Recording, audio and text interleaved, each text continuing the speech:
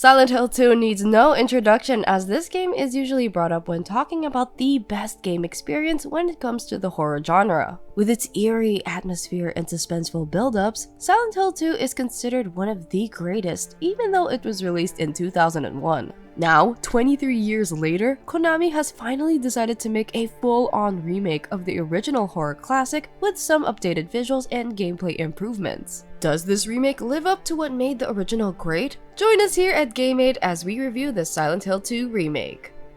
The story of Silent Hill 2 hasn't changed even in the remake, so if you are already familiar with James Sunderland's mental struggles as well as his horrific time in Silent Hill, then you already pretty much know the story already. What is great about the remake though is that it not only faithfully captures the feel of the original game, but also elevates it with its new visuals as well as more refined gameplay. Bloober Team masterfully adds layers of complexity to the already profound narrative, approaching it with more nuance and depth. Rather than altering key plot points, it adds depth to the lore and enriches our understanding of characters like James, Eddie, Angela, and especially Maria, who feel much more relatable and likable this time around. You sense James' trauma and his disconnection from reality, and this version adds to many more layers to his character. His unsettling calm amid chaos hints at the slow unraveling of his psyche as he confronts his past. The game, like the original, also features many endings, and getting those will depend on the different choices you make throughout the game. The game features 8 endings, with 2 being newly added to the remake.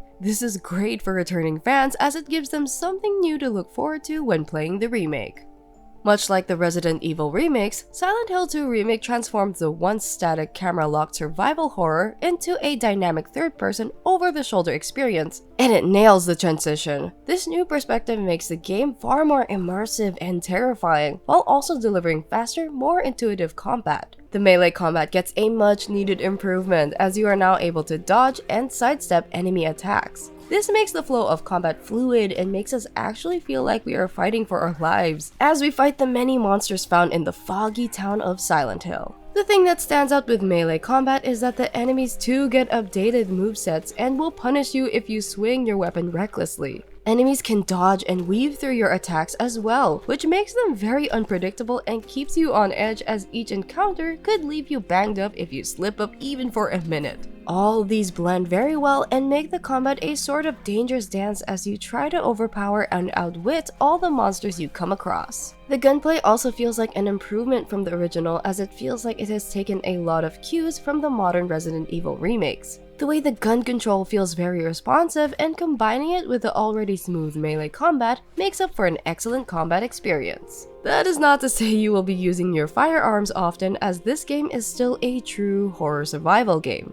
Resources are still very scarce here, and using up your ammo early on may leave you in trouble during future encounters. We played the game on the PS5, and the haptic feedback also greatly enhances the experience as you feel every swing and gunshot you dish out in the controller. The remake also makes more of the horror elements more immersive by changing a few things found in the original. You are no longer able to simply run away from an enemy by going to a different room, as the game has no loading screen when you explore the town. Once you're in a fight, you either have to finish the enemy off or run very far away to even escape the combat. This adds a sense of realism as well as tension to an already very scary experience, as each encounter ups the tension and makes it feel very intense. The classic puzzles have been faithfully recreated with a few clever twists that make solving them all more rewarding. The remake even adds new puzzles as well as changing up the answers to these puzzles when you choose a harder difficulty. This and adding the New Game Plus with newly added endings ups the replayability of the game. One thing that the game retains from the original is the amount of backtracking you have to do to complete the stages. While the remake does change up some of the pathing as well as add new areas, it still features a lot of going back and forth just to find and complete the many puzzles found in the world. This may get repetitive, especially if you have already cleared an area of enemies, as you are just rushing through the stages trying to get back and solve that one puzzle you may have missed on the other side of the map to progress.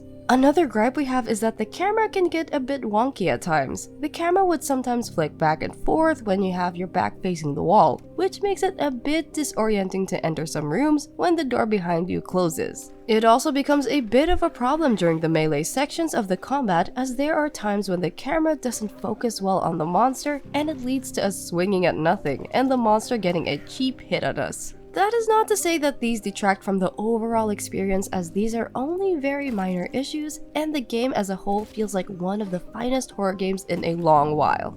Everything about the visuals is a huge upgrade from the original 2001 release. Silent Hill has never felt more terrifying than in this remake, and the dense, ominous fog is perfection, heightening the fear of the unknown at every turn. What used to be a hardware limitation has turned into an excellent way to give off an eerie atmosphere that the original game was known for. Exploring the town always gives us a sense of dread, as the thick fog makes us paranoid that monsters could be lurking around every corner. This extends to the interiors as well, as the subtle darkness in the indoor sections makes us feel uneasy as we trek our way through the abandoned corridors. The atmosphere is chilling, a masterclass in horror that will make you wince, maybe even scream, yet you won't be able to tear your eyes away. While other horror games rely on cheap jump scares to get your heart racing, Silent Hill 2 relies on those intense moments of uncertainty and dread to keep you on your toes. Which for us is a better way of making a horror game stand out than in a game filled with jump scares. Every moment keeps you on edge, as you have no idea what lurks in the fog, and it gives a greater sense of immersion in the unsettling beauty of this nightmare. The newly updated character models look great and do justice to the original game with how the characters look. The models of the monsters look even more terrifying, as the more modern graphics show how gross and disgusting some of them look.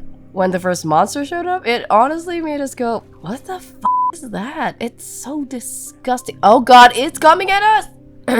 Anyway, it's also no surprise that the audio also plays a huge part in what makes the game terrifying. The subtle and atmospheric noises of the wind draw you in as you walk in the town's mostly empty streets. It is then occasionally broken up by the sounds of the monsters in the fog, which brings out the horror the more you explore. The way the radio starts staticking as you approach a monster is enough to make us panic and keeps us on guard most of the time. In the PS5 version, the radio static is played through the controller, which makes it even more immersive as you hear the static nearer to you. But if you want the ultimate and immersive experience, do yourself a favor and play this game with headphones or earphones. It is truly how it's meant to be enjoyed. What's even more impressive is how the sorrowful soundtrack pulls you in, perfectly balancing fear with emotion.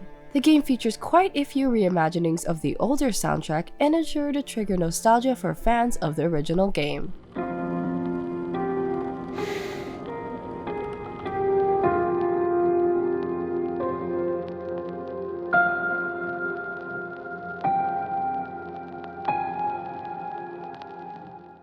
Not to mention, the voice acting was phenomenal. The voice actors for each character really brought them back to life for this remake. Come on. So it's okay. Yeah. One gripe we do have with the visuals though are the times the game loses a bit of frames during the sections where there are a lot of fog and enemies. But other than that, it's still a visually stunning game, and the devs really did an amazing job on this. We here at Game8 are giving Silent Hill 2 Remake a 92 out of 100. While the game when first announced was panned a bit by critics and games with how it looks, Bloober Team has managed to prove everyone wrong by elevating the beloved horror classic with a new modern coat of paint, as well as bringing its gameplay to modern standards. Silent Hill 2 Remake is a great game to pick up for new and old fans of the series, as it adds quite a lot but at the same time keeps itself true to the original game's vision. So, how do you like the remake? Do you hope that they remake some of the older Silent Hill games? Let us know in the comments below. Like if you liked, and subscribe for more gaming related content like this. This has been Game8, and we'll see you in the next one.